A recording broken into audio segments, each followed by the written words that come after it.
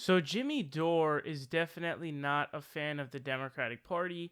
He hasn't been for a long time now, and there is reason to understand that, of course, because they cheated Bernie Sanders out of a fair primary, and we also got more information that they were again cheating progressives in the DCCC was cheating them by already handpicking who they wanted to run instead of actually having the people decide, which is not democracy, by the way. I want to make that very clear. But Jimmy Dore's also been very, very critical of Bernie Sanders. Jimmy Dore went off on Alexandria Ocasio-Cortez when she said that we need to rally behind Andrew Cuomo for some pretty obvious reasons. Andrew Cuomo is a big-time corrupt politician. If you even take the politics out of it, Andrew Cuomo is just massively corrupt on its own without actual partisan politics involved. He's a corrupt douchebag. But on top of that, he's not a real progressive. And he was essentially flipping off Alexandria Ocasio-Cortez by saying, the progressive wave wasn't even a ripple. He said, the real progressives, this one pissed me off, was he said, the real progressives are the pragmatists. So he's trying to rebrand essentially the word progressive into saying, not saying that we disagree with the progressives. What he's saying is we're the real progressives, which is insane. So Jimmy Dore had Tulsi Gabbard on his show. So the clip you guys are going to be seeing is Jimmy Dore asking Tulsi Gabbard about a third party. He absolutely grills her on this. Let's check it out. So talk about that. Now, inside the Democratic Party, the Democrats still take corporate money. You don't. How long can you stay in a party that doesn't work for the people? Well, we're working to try to change it. We're working to try to make those reforms within the party.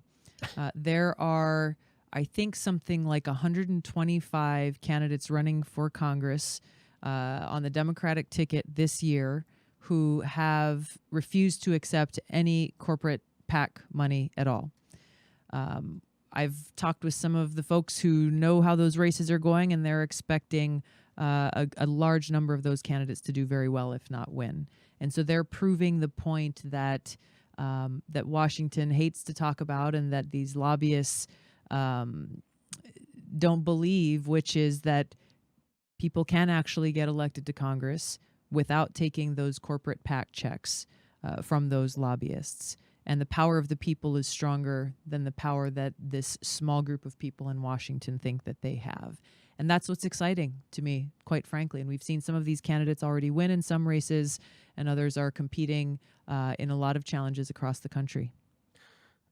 So I've heard a lot of people say this, right? There's a Justice Democrats, there's our revolution, there's brand new Congress. But still, here we are sitting September 11th, 2018, 2 years after Bernie's primary, and we've only primaried one corporate Democrat, one, Joe Crowley, one. That's it. So my position is there isn't a progressive wave there might be a blue wave, but it's not going to be a progressive wave.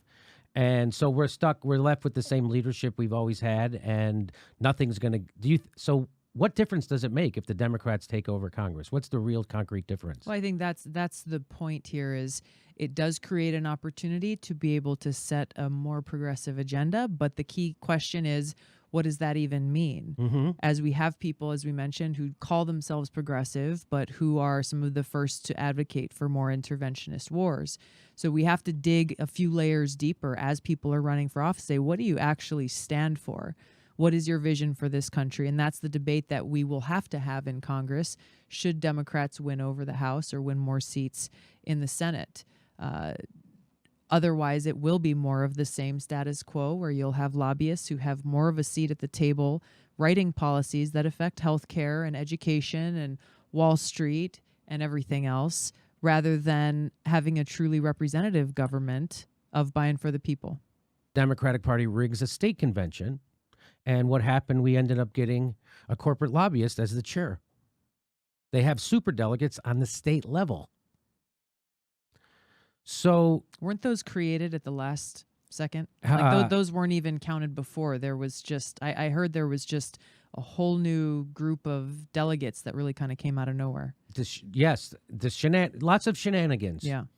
Again, right? And so, The corporatists aren't letting go of the party. They've got control of both parties. It would be a lot harder for them to get control of three. Hmm. But so that's why I always urge people to start another party, because this reform is not happening inside the Democratic Party. And so someone like you who has integrity, someone like you who doesn't take corporate money, yet you see the DNC reverse their own rules to start taking corporate money. Now they're taking fossil fuel money again. Yeah. We're in the middle of climate change that's going to wipe out this planet and within a couple of decades. And the Democrats start taking fossil fuel money. So, to me, it's an emergency. And to reform the Democratic Party, that's called incrementalism. We don't have time for incrementalism. Bernie Sanders started every speech in 2016 by saying, sounds like you're ready for a revolution. Hmm. And then he turns around and starts sheepdogging people into the Democratic Party, which does stuff like this. So when he said, are you ready for a revolution, it doesn't sound that it was intellectually honest. It sounded like that was just a line now to get a rise out of people at a rally. Because now he's sheepdogging people into a party that's cheating progressives at every turn. They're cheating. They just smeared and slimed Cynthia Nixon. We can go over it and how many times the person, Jaffe, who ran against Pelosi, they screwed him over. They're screwing people over in Texas. Everywhere. The party is not letting this happen. So why is it? Now, you're a Democrat, and I know you're going to stay a Democrat. Why? Because at this point in time where I look at where I can make the most impact, that's where I'm going to direct my energy. I think as you look at this political revolution, I think there are a lot of ways to tackle that. I think that look, it's never enough. It's never as far as fast as we want to go. But I think if you look at the recent vote that the DNC membership took to get rid of superdelegates, at least on the first ballot, that was some progress. And that was very hard fought, and that would not have happened if a lot of folks had not run for those local, county, and state party positions after 2016. If they had not run for and won those seats, that would never have happened, because it was some of the strongest, most longtime Washington Democrat operatives who were fighting very, very hard against that change that was made. But that change happened, and the vote was very, very strong.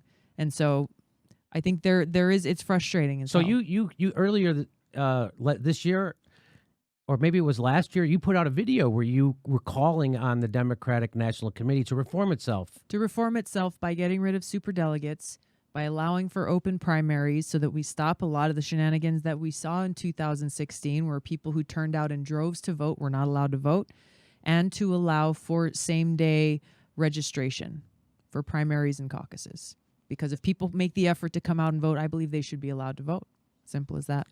So with the DNC reform, it felt like one step forward, two steps back, because right before they did that reform, they decided to start taking fossil fuel money. That's a step back. They also gave the ability, now there's a new rule at the DNC that Tom Perez gets to decide whether you're a Democrat in good enough standing, whether you've been sufficiently loyal to the party in your words and writings. That sounds like crazy, like Gestapo crazy stuff, right? Like, I will decide if you are loyal to the party. That's what they did, and that's aimed directly at progressives. Yeah. So that's another step backwards. And they got rid of caucuses, which are also favor progressives. That's another step backwards. But they took superdelegates out of the first round, meaning they're going to put Elizabeth Warren in the election, so we go to a second round. So we go to a second ballot. So Elizabeth Warren's going to run against Bernie. They're going to split the progressive vote. They go to a second round. That's when the donors get to decide, meaning the superdelegates will do their bidding, and they're going to choose the corporatists. So we're going to get Kamala Harris or Cory Booker or Joe Biden or somebody like that, and we're going to get another worse Trump. So let me just switch. Switch. They don't have a counter narrative. They're just pretending the problem is Trump. So what do we do now when we have neither party providing us with a solution? The solution has to come from the people. The people know that the parties are not providing them with answers. And by getting more people actually engaged within this process to be able to support those who do present that counter narrative, who are speaking the truth, who are honest about the current situation and where we need to go, is how we're going to have to make change, because that's where the power truly lies. If we choose, we the people, choose to use it. Washington is very scared. People get very scared when they hear about how Bernie Sanders was able to raise money from individuals all across this country and turned his back completely on those corporate PAC donors. They get very worried when you hear about people like Beto O'Rourke in Texas, who is competing against Ted Cruz, raising money from those small dollar individual donors, because that threatens the power base that exists within Washington. And so that's where we need, I think that's where we need to focus on reminding people about the power that they have, and that we, the people, need to take back our own country. Okay, we should move on to some of the legislation you're introducing. I'd like to talk about that. But one last question on this. When Bernie Sanders conceded in the primary and endorsed Hillary Clinton, she didn't then reach out to progressives. She did the exact opposite. She put a thumb in the eye of the progressives and picked someone to the right of her as vice president, Tim Kaine, and then they went on to lose to Donald Trump. Probably the only two people in the whole wide world who could lose to Donald Trump, Hillary Clinton and Tim Kaine. Gallagher could have beat Donald Trump.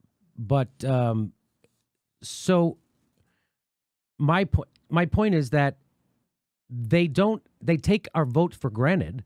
That's true. And they will continue to take our vote for granted until they are threatened. And you cannot threaten them from inside the goddamn party. If Bernie Sanders and you decided to start a third party in 2016 after the election, it would be the most popular party in the country right now, and we would be having a totally different discussion. It would be about how progressive you guys are going to be and how progressive our government's going to be. And so, and because what happened in the last election is that they sufficiently shamed people so that Jill Stein and third parties, they got like 1% of the vote, or if that. But if a third party's polling at 10%, which you and Bernie would be immediately, now they can't turn their back on progressives. They know they won't win on a national level unless they have a coalition government. And if you don't have a third party, we're never going to have that. I promise this is my last question on that. But so there's no doubt the way to influence politics is from a start a third party with two of the most popular people in the country, being Bernie and you. Yet Bernie, who has advocated for a third party his entire career, I have video after video that I've played on this show of him saying we have to have a rainbow coalition and it has to happen outside the Democratic Party. Until he gets into a position where he can actually manifest that, he decides not to. And no one can figure out why he's doing that. So what do you say to that? My theory that if you and Bernie started a third party, that would immediately transform politics in America. I don't know that would necessarily be true. That it would have that immediate transformative effect that needs to happen. There's no question about that. The question of exactly how and the most effective and most efficient way to get there, I question the certainty of that. So there are a few things about this. Now, as you guys obviously just saw, Tulsi Gabbard does not seem interested in starting up a new third party, because she thinks that the best way to make impact on society currently in our political structure is to be a progressive advocating for progressive policies within the Democratic Party, because it's not really feasible to make much change in a new third party, by the way, because that's what Jimmy Dore's advocating for. And that's for some pretty obvious reasons. I mean, ballot access is going to be a bitch for a new third party. Because starting a new third party, you're going to have to figure out you're going to have to be able to get ballot access everywhere. And that's a very tough thing to do. So this is something interesting. There are a few points that I want to make. So first of all, I'm not against people going the third party route. Honestly, I can understand why they would do that. And if there's a race where you think the third party candidate's better, I mean, that's fine. I'm not really against that. And I was certainly very sympathetic of third-party voters in the 2016 election. Very sympathetic, honestly, really, really sympathetic. And I really understood why they were doing it, and it makes sense. And a duopoly definitely is an unhealthy, electoral system, because then you only have two options, which is an insanely small amount of party choices. Literally just two fucking party choices, which is insanely low. So there's that issue there, but there's a really big thing that I think is a pretty big miscalculation on the part of Jimmy Dore. And I think it's that he's overstating the immediate impact that would be hit by a new third party. These election cycles, they are, although they happen, representatives get revoted every 2 years, senators every 6 years. Each senator serves a 6-year term, so 1/3 every 2 years. It takes 2 years, and as we can tell, Jimmy Dore is very impatient because he's railing against the Justice Democrats and the Democratic Party takeover when it hasn't even been 2 years since the previous election. So we know Jimmy Dore is very impatient because he hasn't even given it 2 fucking years. And so if he's going to be that impatient and he wants to start a new third party, well, then it would mean that, you're expecting massive impact within a super short amount of time, which I hate to break it to you, Jimmy, but that's not going to happen. That's not really a reality. That's not something that's actually going to end up happening. I think he's overstating the amount of force that would be hit with a new third party. It would be a really difficult process to really get everything integrated, especially for a presidential run of anybody from that third party, because we already know it's really difficult to get those third party candidates into the debates, which I think they should put them in the debates. I think that's very important. So there are so many hurdles and so many obstacle courses that a new third party would have to go through. And so I think that it would be really difficult to do that. And I do think that a progressive takeover of the Democratic Party is the best way. Now, if you want to go third party, I can understand that. I'm okay with that. But I definitely think the priority should be taking over the Democratic Party. We already see all of the victories that have been made. I think it's 24 victories for the Justice Democrats. And so as you continue to grow a coalition within Congress of Justice Democrats who are real progressives advocating for actual progressive policies, that coalition is going to grow. And when that coalition grows, you're going to have more people excited to vote, more people going out to vote, period. And so you'll continue to grow the movement. But if you can't even wait 2 years despite making so much progress already, and there's already a bunch of other orgs that have been getting a bunch of wins in the electoral system, like Brand New Congress, PCCC. So there are a lot of different moves being made, more ground being gained on the part of progressivism within the Democratic Party. And I do think that it's the best way to go, especially if Bernie Sanders runs in 2020. He's going to win the election in a landslide. Because if he runs, I don't think Elizabeth Warren is going to run because she clearly makes it clear that she doesn't want to run for president.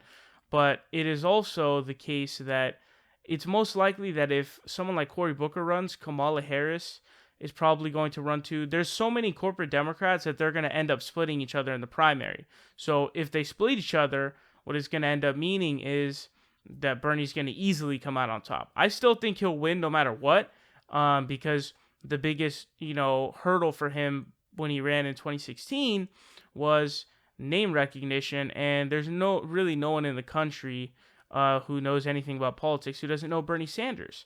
So Bernie Sanders would easily win, no doubt. And so imagine this. You have a Justice Democrat and other progressive congressional coalition within Congress, and then you tack that on with a Bernie Sanders successful presidential run, and then he becomes president as a Democrat, and then now he has the power of the president, which means he can advocate for and he can endorse different candidates, and he can have so much power that it would be pretty much a dream scenario, essentially. But that should be the goal, and I think that that's the correct route to go. I don't think that Jimmy's new third-party route would be a good idea, although some people seem to think that. I disagree. If you want to go green, I can sort of understand that, but a whole new third party I just don't think makes sense.